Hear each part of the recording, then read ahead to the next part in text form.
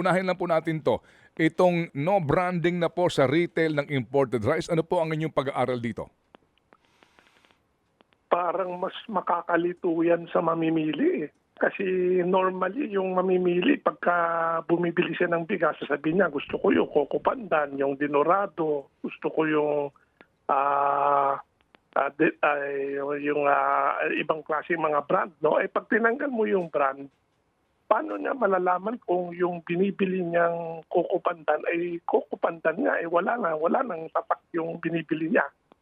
Kaya makakakaroon ng tingin ko mas malilito yung consumer. Kung magkakaroon ng mislabeling sa palengke, ang solusyon dyan ay lagyan ng tamang label o kaya ang ilagay na bigas sa ilalim ng label, yung tamang klaseng bigas. Ang solusyon nila, tanggalin ang label.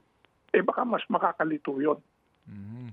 So kung ang aligasyon ni Secretary Chu, meron pong mga nagsasamantala at naglalagay lamang ng label na sa brand po ng bigas para tumaas ang presyo, sa palagay nyo, hindi ito ang solusyon? Kung hindi, hulihin yung mga gumagawa ng ganon. Yes. Totoo naman may nangyayaring ganyan.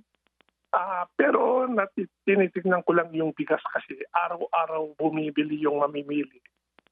Hindi mo pwedeng lukuhin yung mamimili araw-araw by mislabeling yung rice.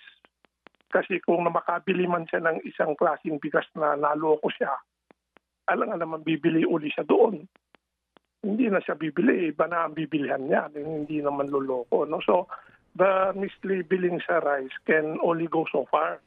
Kung gusto mong mag-maintain ng suki, huwag mo lolokohin yung mamimili mo.